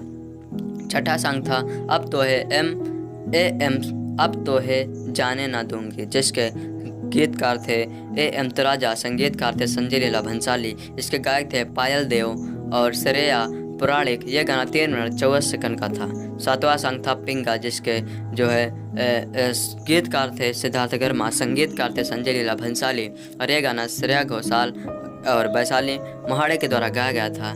इसकी जो अवधि थी 4 मिनट 16 सेकंड। 8वां गाना सॉन्ग था आज इबादत, जिसके गायक गीतकार थे A.M. राजा, संगीतकार थे संजय लीला भंसाली और जो है इसके गाया था जावेद बासिर ने। यह गाना 4 मिनट 45 सेकंड का था।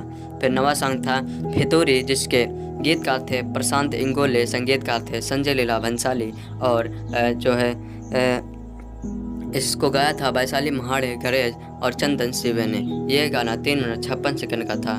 गजा, अब 10वां सॉन्ग था गजानना, जिसके गीतकार थे प्रशांत इंगोले, संगीतकार थे संजय लीला भंसाली, C.S. पुराणिक और इसके जो गायक थे सुखविंदर सिंह। यह गाना 3 मिनट 34 सेकंड का था। इस तरह कुल साउंड ट्रैक जो था वो था 41 मिनट 53 सेकंड का।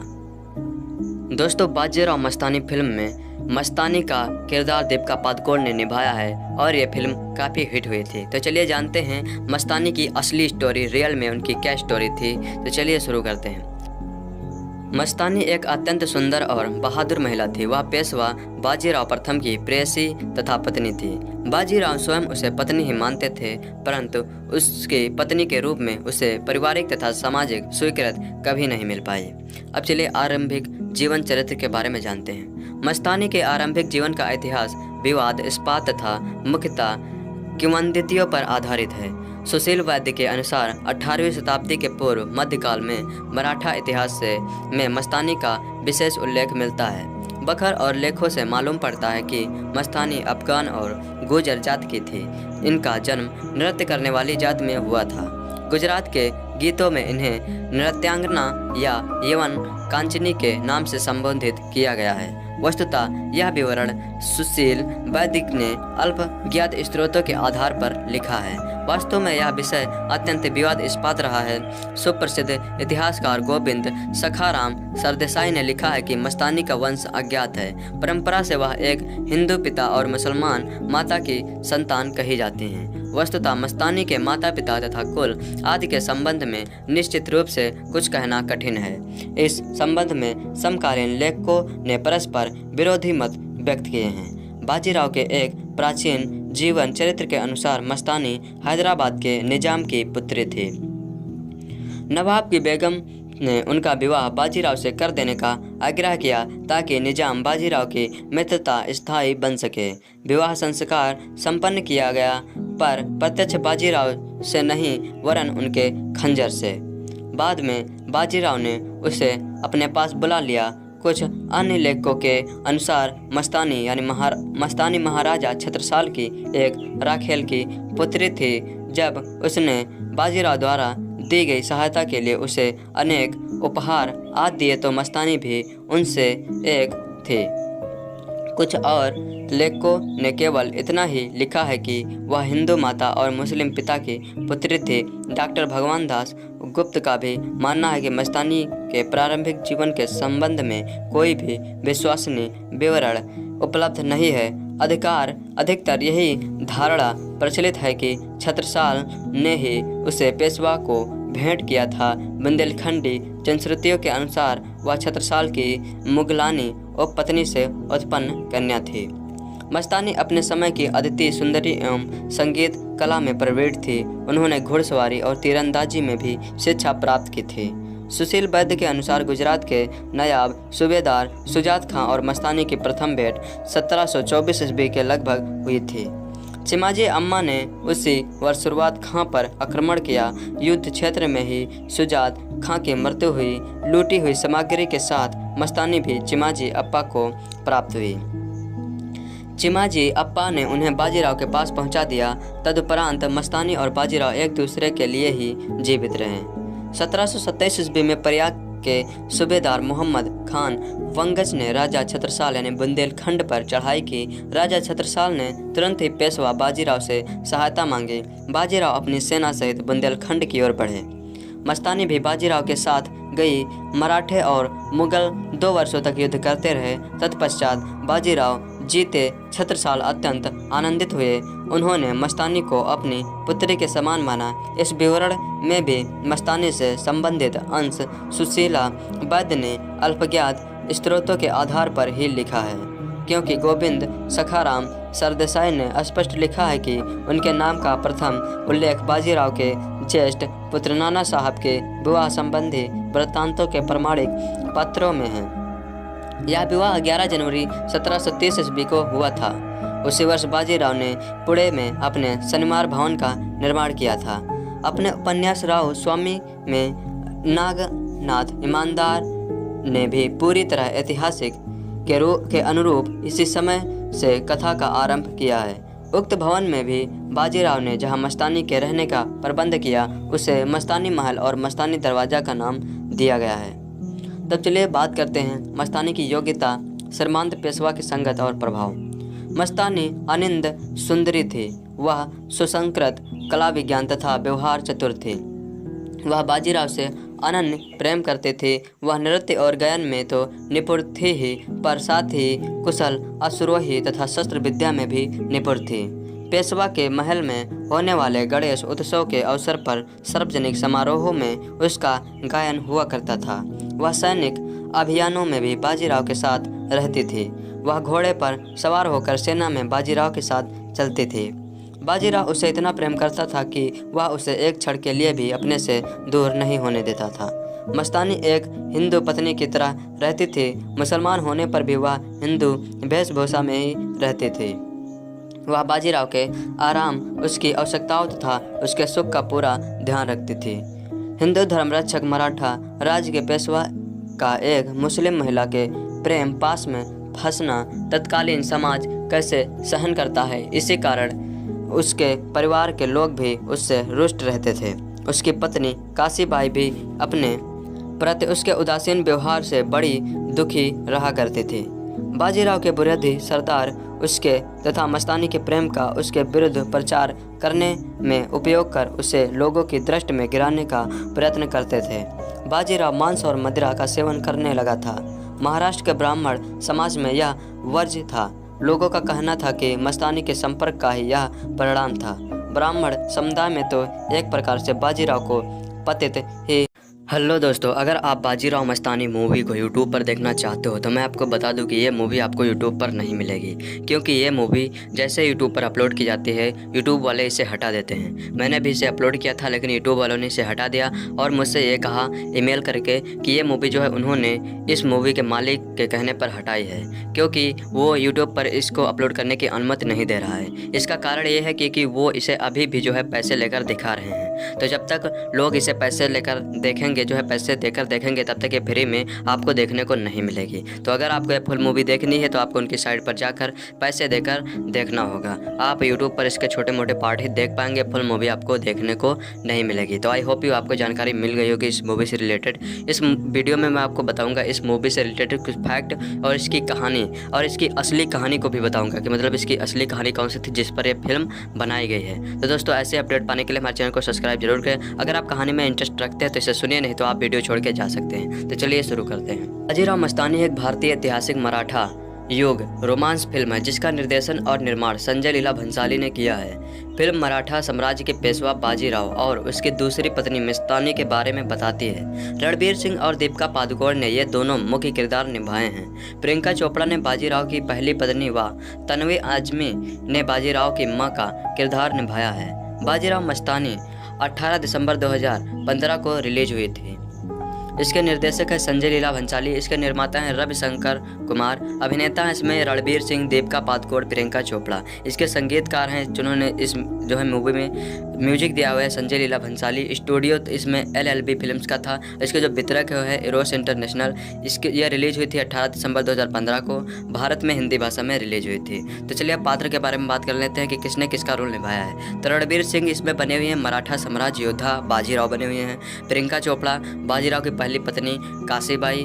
दीपिका पादुकोण बाजीराव की दूसरी पत्नी मस्तानी बनी हुई हैं। तन्वी आजमी बाजीराव की मां राधाबाई बनी हुई हैं। सुगता खांडेकर बाजीराव की बहन अनुबाई बनी हुई हैं। अनुजा गोखले बाजीराव की बहन भिऊबाई बनी हुई हैं।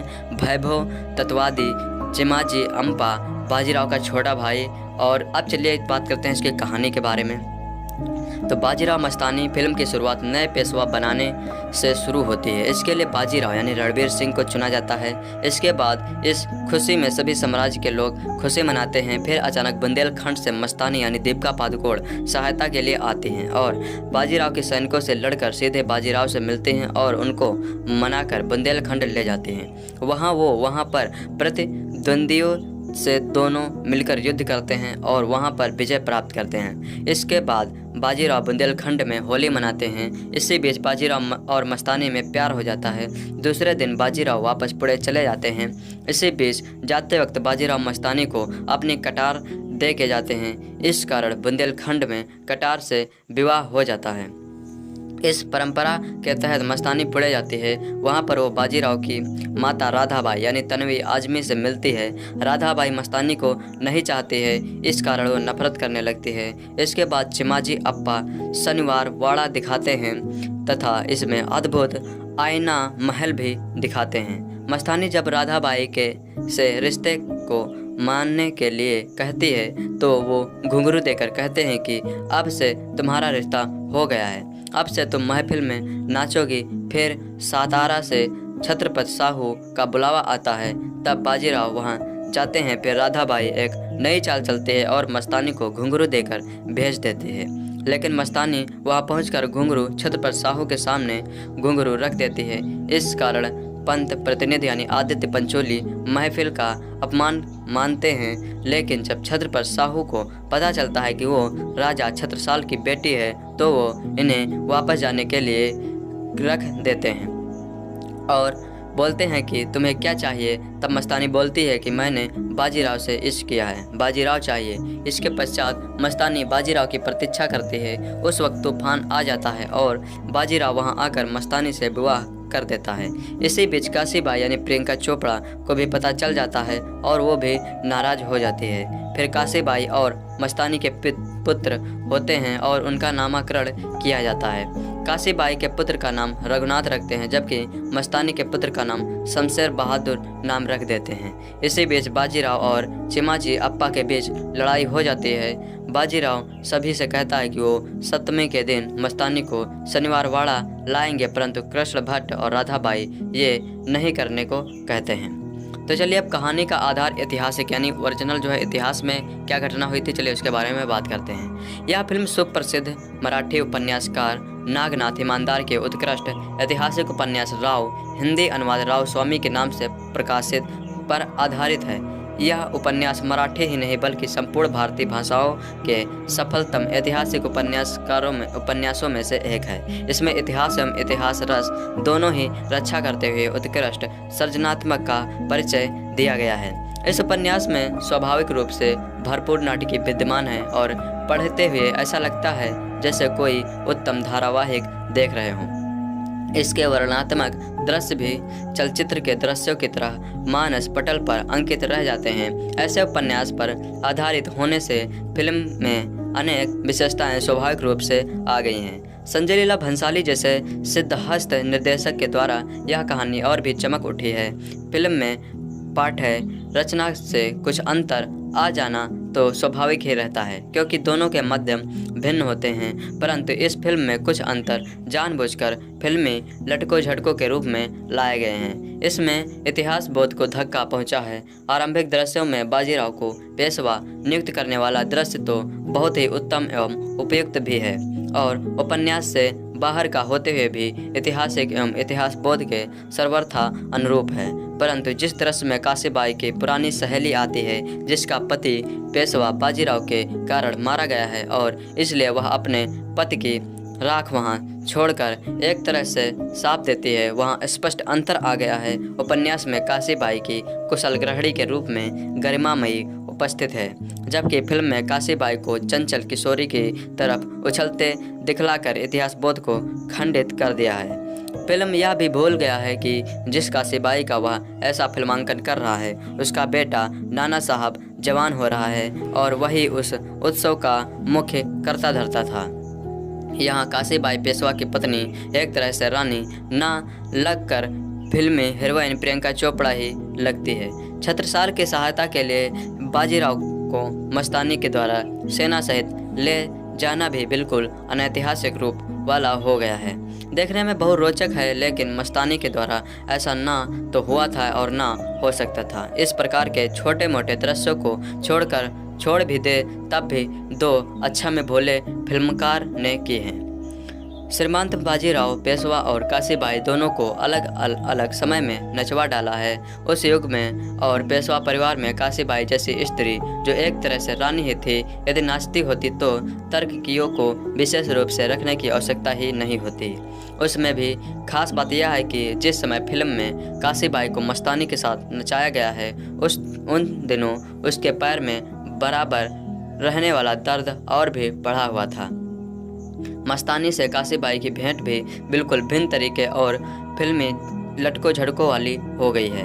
अतः ऐतिहासिक के साथ रचनात्मक आनंद के लिए तो उक्त उपन्यास ही पढ़ना होगा, परंतु महान बाजीराव पेशवा एवं मस्तानी की अपूर्व प्रेम गाथा एवं दुर्धर्ष जीवन को महाराष्ट्र से बाहर भी जन जन तक पहुंचाने का कार्य इस फिल्म ने प्रबल रूप से किया है। इसके लिए फिल्मकार अवश्य धन्यवाद के पात्र हैं।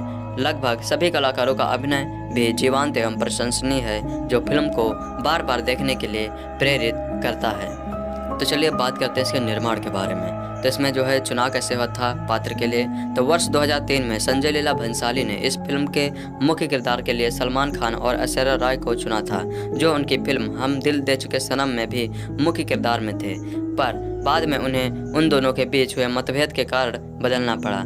इसके बाद जुलाई 2003 में उन्होंने करीना कपूर और रानी मुखर्जी को बाजीराव की पत्नी के पात्र के लिए चुना। भंसाली जी ने काफ़ी विदकरण में यह बताया कि वे सलमान खान और करीना कपूर को इसलिए नहीं ले पाए क्योंकि वे पहले ही किसी अन्य फिल्म में कार्य कर रहे हैं। कुछ लोगों ने यह भी अफवाह थी कि अजय देवगन की जगह शाहरुख खान यह किरदार निभाएंगे। इसके अलावा इसमें ऋतिक रोशन और दीपिका पादुकोण, रणबीर सिंह और कैटरीना कैफ के रहने की संभावना थी। जुलाई 2014 में भंसाली जी ने सत्यापित किया कि इस परियोजना में रणबीर सिंह और दीपिका पादुकोण, जो गोलियों की रासलीला रामलीला में भी थे, को इस फिल्म में मुख्य किरदार चुना। साथ ही प्रियंका चोपड़ा भी बाजीराव की पत्नी का किरदार निभाएंगे। भंसाली जी ने दक्षा सेठ को उन्हें तैयार करने की जिम्मेदारी दी। रणबीर सिंह इस फिल्म के लिए मराठी भाषा और घुड़सवारी सीखेंगे। इस फिल्म में अपने दमदार किरदार के लिए रणबीर अपना वजन भी बढ़ाएंगे। इसी के साथ प्रियंका चोपड़ा भी 15 दिनों तक मराठी शिक्षा ग्रहण करेंगी। सितंबर 2014 में भंसाली जी ने सत्यापित किया कि तानवी आजमी बाजीराव की मां भी की भूमिका निभाएंगी। इसमें सुखदा खंडकेकर बाजीराव की बहन के किरदार और महेश मांजरेकर मराठा राजा की भूमिका निभाएंगे। जनवरी 2015 में वैभव तत्ववादी बाजीराव के छोटे भाई के किरदार के लिए चुने गए हैं। अब चलिए बात करते हैं फिल्मांकन के बारे में। तो 23 सितंबर 2014 को इस फिल्म को फिल्माना शुरू किया गया।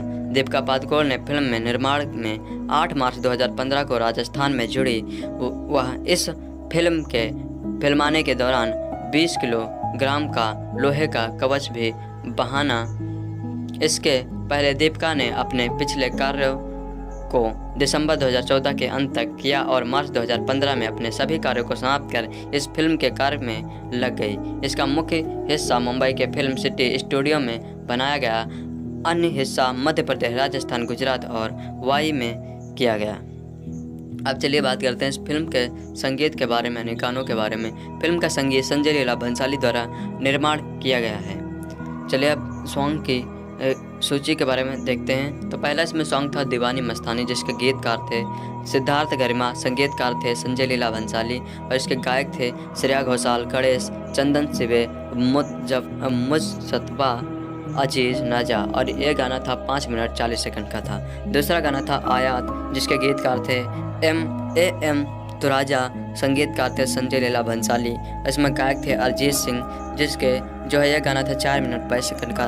और तीसरा सॉन्ग था मल्हारी, जिसके गीतकार थे प्रशांत इंगोले, संगीतकार थे संजय लीला भंसाली और यह गाना गाया गया था विशाल दादलानी के द्वारा। यह गाना 4 मिनट 5 सेकंड का था।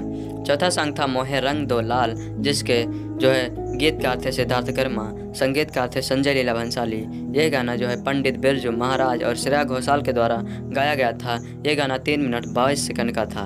फिर पांचवा सॉन्ग था अलबेला साजन, जिसके गीतकार थे सिद्धार्थ कर्मा, संगीतकार थे संजय लीला भंसाली। इसके गायक थे शशि सुमन, कुणाल पंडित, पृथ्वी गंधर्व, कनिका जोशी, रसी रगना और गीतिका मंजरेकर। ये गाना 3 मिनट 32 सेकंड का था। छठा सॉन्ग था अब तो है एम अब तो है जाने ना दूंगी, जिसके गीतकार थे एम तराजा, संगीतकार थे संजय लीला भंसाली। इसके गायक थे पायल देव और श्रेया पुराणिक। यह गाना 3 मिनट 24 सेकंड का था। सातवां सॉन्ग था पिंगा, जिसके जो है गीतकार थे सिद्धार्थ कर्मा, संगीतकार थे संजय लीला भंसाली और यह गाना श्रेया घोषाल और वैशाली महाड़े के द्वारा गाया गया था। इसकी जो अवधि होती है 4 मिनट 16 सेकंड। आठवां गाना सॉन्ग था आज इबादत, जिसके गायक गीतकार थे एम तराजा, संगीतकार थे संजय लीला भंसाली और जो है इसके गाया था जावेद बासिर ने। यह गाना 4 मिनट 45 सेकंड का था। फिर नवा सॉन्ग था फितूरी, जिसके गीतकार थे प्रशांत इंगोले, संगीतकार थे संजय लीला भंसाली और जो है इसको गाया था वैशाली महाड़े गणेश और चंदन शिवे ने। यह गाना 3 मिनट 56 सेकंड का था। गजा अब 10वां सॉन्ग था गजानना, जिसके गीतकार थे प्रशांत इंगोले, संगीतकार थे संजय लीला भंसाली, CS पुराणिक और इसके जो गायक थे सुखविंदर सिंह। ये गाना 3 मिनट 34 सेकंड का था। इस तरह कुल साउंड ट्रैक जो था वो था 41 मिनट 53 सेकंड का। दोस्तों, बाजीराव मस्तानी फिल्म में मस्तानी का किरदार दीपिका पादुकोण ने निभाया है और ये फिल्म काफ़ी हिट हुई थी। तो चलिए जानते हैं मस्तानी की असली स्टोरी, रियल में उनकी क्या स्टोरी थी। तो चलिए शुरू करते हैं। मस्तानी एक अत्यंत सुंदर और बहादुर महिला थी। वह पेशवा बाजीराव प्रथम की प्रेयसी तथा पत्नी थी। बाजीराव स्वयं उसे पत्नी ही मानते थे, परंतु उसकी पत्नी के रूप में उसे पारिवारिक तथा सामाजिक स्वीकृति कभी नहीं मिल पाई। अब चलिए आरंभिक जीवन चरित्र के बारे में जानते हैं। मस्तानी के आरंभिक जीवन का इतिहास विवाद, इस्पात तथा मुख्यतः किंवदंतियों पर आधारित है। सुशील वैद्य के अनुसार 18वीं शताब्दी के पूर्व मध्यकाल में मराठा इतिहास में मस्तानी का विशेष उल्लेख मिलता है। बखर और लेखों से मालूम पड़ता है कि मस्तानी अफगान और गुर्जर जात की थी। इनका जन्म नृत्य करने वाली जात में हुआ था। गुजरात के गीतों में इन्हें नृत्यांगना या यवन कांचनी के नाम से संबोधित किया गया है। वस्तुतः यह विवरण सुशील वैद्य ने अल्प ज्ञात स्रोतों के आधार पर लिखा है। वास्तव में यह विषय अत्यंत विवादास्पद रहा है। सुप्रसिद्ध इतिहासकार गोविंद सखाराम सरदेसाई ने लिखा है कि मस्तानी का वंश अज्ञात है। परंपरा से वह एक हिंदू पिता और मुसलमान माता की संतान कही जाती हैं। वस्तुतः मस्तानी के माता पिता तथा कुल आदि के संबंध में निश्चित रूप से कुछ कहना कठिन है। इस संबंध में समकालीन लेखकों ने परस्पर विरोधी मत व्यक्त किए हैं। बाजीराव के एक प्राचीन जीवन चरित्र के अनुसार मस्तानी हैदराबाद के निजाम की पुत्री थी। नवाब की बेगम ने उनका विवाह बाजीराव से कर देने का आग्रह किया ताकि निजाम बाजीराव की मित्रता स्थायी बन सके। विवाह संस्कार संपन्न किया गया, पर प्रत्यक्ष बाजीराव से नहीं वरन उनके खंजर से। बाद में बाजीराव ने उसे अपने पास बुला लिया। कुछ अन्य लेखकों के अनुसार मस्तानी महाराजा छत्रसाल की एक राखेल की पुत्री थी। जब उसने बाजीराव द्वारा दी गई सहायता के लिए उसे अनेक उपहार आदि दिए तो मस्तानी भी उनसे एक थी। कुछ और लेखकों ने केवल इतना ही लिखा है कि वह हिंदू माता और मुस्लिम पिता की पुत्री थी। डॉक्टर भगवान दास गुप्त का भी मानना है कि मस्तानी के प्रारंभिक जीवन के संबंध में कोई भी विश्वसनीय विवरण उपलब्ध नहीं है। अधिकतर यही धारणा प्रचलित है कि छत्रसाल ने ही उसे पेशवा को भेंट किया था। बुंदेलखंडी जनश्रुतियों के अनुसार वह छत्रसाल की मुगलानी उपपत्नी से उत्पन्न कन्या थी। मस्तानी अपने समय की अद्वितीय सुंदरी एवं संगीत कला में प्रवीण थी। उन्होंने घुड़सवारी और तीरंदाजी में भी शिक्षा प्राप्त की थी। सुशील वैद्य के अनुसार गुजरात के नायब सूबेदार शुजात खां और मस्तानी की प्रथम भेंट 1724 ईस्वी के लगभग हुई थी। चिमाजी अम्मा ने उसी वर्ष शुरुआत खां पर आक्रमण किया। युद्ध क्षेत्र में ही सुजात खां की मृत्यु हुई। लूटी हुई सामग्री के साथ मस्तानी भी चिमाजी अप्पा को प्राप्त हुई। चिमाजी अप्पा ने उन्हें बाजीराव के पास पहुंचा दिया। तदुपरांत मस्तानी और बाजीराव एक दूसरे के लिए ही जीवित रहे। 1727 ईस्वी में प्रयाग के सूबेदार मोहम्मद खान वंगज ने राजा छत्रसाल यानी बुंदेलखंड पर चढ़ाई की। राजा छत्रसाल ने तुरंत ही पेशवा बाजीराव से सहायता मांगी। बाजीराव अपनी सेना सहित बुंदेलखंड की ओर बढ़े। मस्तानी भी बाजीराव के साथ गई। मराठे और मुगल 2 वर्षों तक युद्ध करते रहे। तत्पश्चात बाजीराव जीते छत्रसाल अत्यंत आनंदित हुए। उन्होंने मस्तानी को अपनी पुत्री के समान माना। इस विवरण में भी मस्तानी से संबंधित अंश सुशीला वैद्य ने अल्पज्ञात स्रोतों के आधार पर ही लिखा है, क्योंकि गोविंद सखाराम सरदेसाई ने स्पष्ट लिखा है कि उनके नाम का प्रथम उल्लेख बाजीराव के ज्येष्ठ पुत्र नाना साहब के विवाह संबंधी वृत्तांतों के प्रमाणिक पत्रों में है। यह विवाह 11 जनवरी 1730 ईस्वी को हुआ था।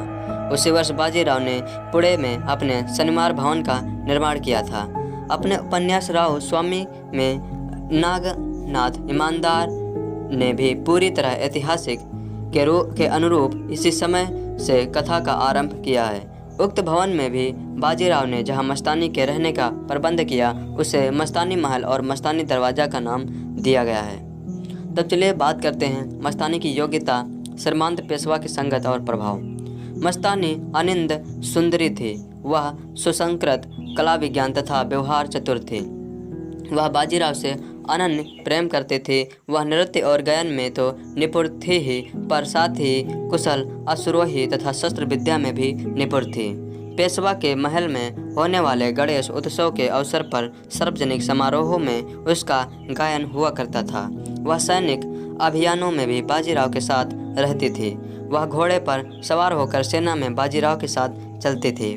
बाजीराव उसे इतना प्रेम करता था कि वह उसे एक क्षण के लिए भी अपने से दूर नहीं होने देता था।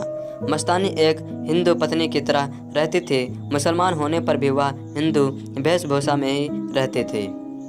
वह बाजीराव के आराम, उसकी आवश्यकताओं तथा उसके सुख का पूरा ध्यान रखती थी।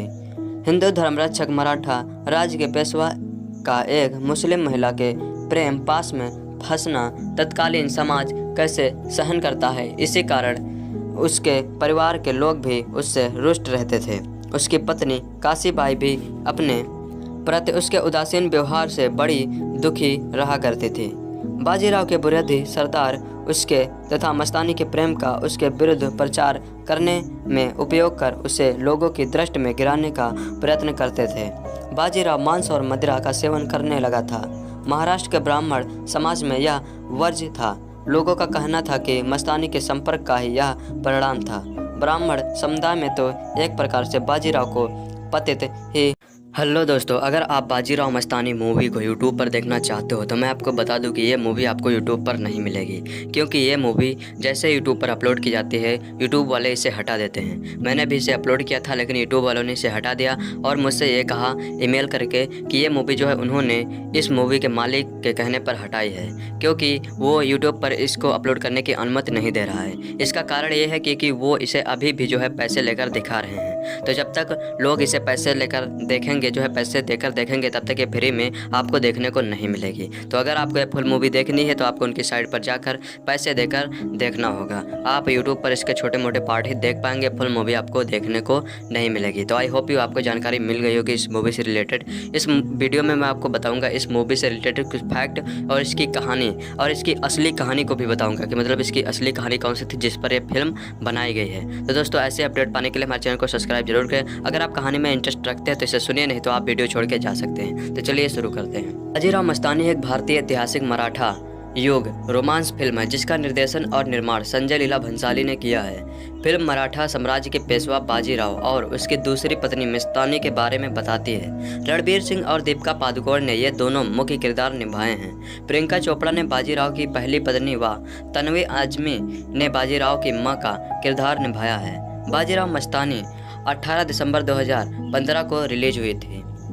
इसके निर्देशक है संजय लीला भंसाली, इसके निर्माता हैं रविशंकर कुमार, अभिनेता हैं इसमें रणबीर सिंह, देविका पादुकोण, प्रियंका चोपड़ा। इसके संगीतकार हैं जिन्होंने इस जो है मूवी में म्यूजिक दिया हुआ है संजय लीला भंसाली। स्टूडियो इसमें LLB फिल्म्स का था। इसके जो वितरक है एरोस इंटरनेशनल।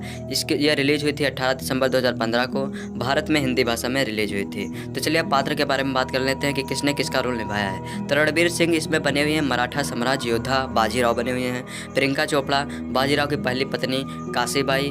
देविका पादुकोण बाजीराव की दूसरी पत्नी मस्तानी बनी हुई हैं। तन्वी आजमी बाजीराव की मां राधाबाई बनी हुई हैं। सुगता खांडेकर बाजीराव की बहन अनुबाई बनी हुई हैं। अनुजा गोखले बाजीराव की बहन भिऊबाई बनी हुई हैं। वैभव तत्वादी चिमाजी अम्पा बाजीराव का छोटा भाई। और अब चलिए बात करते हैं इसकी कहानी के बारे में। तो बाजीराव मस्तानी फिल्म की शुरुआत नए पेशवा बनाने से शुरू होती है। इसके लिए बाजीराव यानी रणबीर सिंह को चुना जाता है। इसके बाद इस खुशी में सभी साम्राज्य के लोग खुशी मनाते हैं। फिर अचानक बुंदेलखंड से मस्तानी यानी देविका पादुकोण सहायता के लिए आती हैं और बाजीराव के सैनिकों से लड़कर सीधे बाजीराव से मिलते हैं और उनको मनाकर बुंदेलखंड ले जाते हैं। वहाँ पर प्रतिद्वंदियों से दोनों मिलकर युद्ध करते हैं और वहां पर विजय प्राप्त करते हैं। इसके बाद बाजीराव बुंदेलखंड में होली मनाते हैं। इसी बीच बाजीराव और मस्तानी में प्यार हो जाता है। दूसरे दिन बाजीराव वापस पुणे चले जाते हैं। इसी बीच जाते वक्त बाजीराव मस्तानी को अपनी कटार दे के जाते हैं। इस कारण बुंदेलखंड में कटार से विवाह हो जाता है। इस परंपरा के तहत मस्तानी पुणे जाती है। वहाँ पर वो बाजीराव की माता राधाबाई यानी तन्वी आजमी से मिलती है। राधाबाई मस्तानी को नहीं चाहती है, इस कारण वो नफरत करने लगती है। इसके बाद चिमाजी अप्पा शनिवार वाड़ा दिखाते हैं तथा इसमें अद्भुत आईना महल भी दिखाते हैं। मस्तानी जब राधाबाई के से रिश्ते को मानने के लिए कहती है तो वो घुंघरू देकर कहते हैं कि अब से तुम्हारा रिश्ता हो गया है, अब से तुम महफिल में नाचोगी। फिर सातारा से छत्रपति साहू का बुलावा आता है, तब बाजीराव वहां जाते हैं। फिर राधाबाई एक नई चाल चलती है और मस्तानी को घुंघरू देकर भेज देती है। लेकिन मस्तानी वहां पहुंचकर घुंघरू छत्रपति साहू के सामने घुंघरू रख देती है। इस कारण पंत प्रतिनिधि यानी आदित्य पंचोली महफिल का अपमान मानते हैं। लेकिन जब छत्रपति साहू को पता चलता है कि वो राजा छत्रसाल की बेटी है तो वो इन्हें वापस जाने के लिए रख देते हैं और बोलते हैं कि तुम्हें क्या चाहिए। तब मस्तानी बोलती है कि मैंने बाजीराव से इश्क किया है, बाजीराव चाहिए। इसके पश्चात मस्तानी बाजीराव की प्रतीक्षा करती है। उस वक्त तूफान आ जाता है और बाजीराव वहां आकर मस्तानी से विवाह कर देता है। इसी बीच काशीबाई यानी प्रियंका चोपड़ा को भी पता चल जाता है और वो भी नाराज हो जाती है। फिर काशीबाई और मस्तानी के पुत्र होते हैं और उनका नामकरण किया जाता है। काशीबाई के पुत्र का नाम रघुनाथ रखते हैं, जबकि मस्तानी के पुत्र का नाम शमशेर बहादुर नाम रख देते हैं। इसी बीच बाजीराव और चिमाजी अप्पा के बीच लड़ाई हो जाती है। बाजीराव सभी से कहता है कि वो सप्तमी के दिन मस्तानी को शनिवार वाड़ा लाएंगे, परंतु कृष्ण भट्ट और राधाबाई ये नहीं करने को कहते हैं। तो चलिए अब कहानी का आधार ऐतिहासिक यानी ओरिजिनल जो है इतिहास में क्या घटना हुई थी, चलिए उसके बारे में बात करते हैं। यह फिल्म सुप्रसिद्ध मराठी उपन्यासकार नागनाथ ईमानदार के उत्कृष्ट ऐतिहासिक उपन्यास राव हिंदी अनुवाद राव स्वामी के नाम से प्रकाशित पर आधारित है। यह उपन्यास मराठी ही नहीं बल्कि संपूर्ण भारतीय भाषाओं के सफलतम ऐतिहासिक उपन्यासों में से एक है। इसमें इतिहास एवं इतिहास रस दोनों ही रक्षा करते हुए उत्कृष्ट सृजनात्मक का परिचय दिया गया है। इस उपन्यास में स्वाभाविक रूप से भरपूर नाटकीय विद्यमान है और पढ़ते हुए ऐसा लगता है जैसे कोई उत्तम धारावाहिक देख रहे हों। इसके वर्णनात्मक दृश्य भी चलचित्र के दृश्यों की तरह मानस पटल पर अंकित रह जाते हैं। ऐसे उपन्यास पर आधारित होने से फिल्म में अनेक विशेषताएं स्वाभाविक रूप से आ गई हैं। संजय लीला भंसाली जैसे सिद्धहस्त निर्देशक के द्वारा यह कहानी और भी चमक उठी है। फिल्म में पाठ्य रचना से कुछ अंतर आ जाना तो स्वाभाविक ही रहता है, क्योंकि दोनों के माध्यम भिन्न होते हैं, परंतु इस फिल्म में कुछ अंतर जानबूझकर फिल्मी लटकों झटकों के रूप में लाए गए हैं। इसमें इतिहास बोध को धक्का पहुंचा है। आरंभिक दृश्यों में बाजीराव को पेशवा नियुक्त करने वाला दृश्य तो बहुत ही उत्तम एवं उपयुक्त भी है और उपन्यास से बाहर का होते हुए भी ऐतिहासिक एवं इतिहास बोध के सर्वथा अनुरूप है। परंतु जिस दृश्य में काशीबाई की पुरानी सहेली आती है जिसका पति पेशवा बाजीराव के कारण मारा गया है और इसलिए वह अपने पति की राख वहां छोड़कर एक तरह से साफ देती है, वहां स्पष्ट अंतर आ गया है। उपन्यास में काशीबाई की कुशल गृहिणी के रूप में गरिमामयी उपस्थित है, जबकि फिल्म में काशीबाई को चंचल किशोरी की तरफ उछलते दिखलाकर इतिहास बोध को खंडित कर दिया है। फिल्म यह भी भूल गया है कि जिस काशीबाई का वह ऐसा फिल्मांकन कर रहा है उसका बेटा नाना साहब जवान हो रहा है और वही उस उत्सव का मुख्य कर्ता धर्ता था। यहाँ काशीबाई पेशवा की पत्नी एक तरह से रानी ना लगकर फिल्म में हीरोइन प्रियंका चोपड़ा ही लगती है।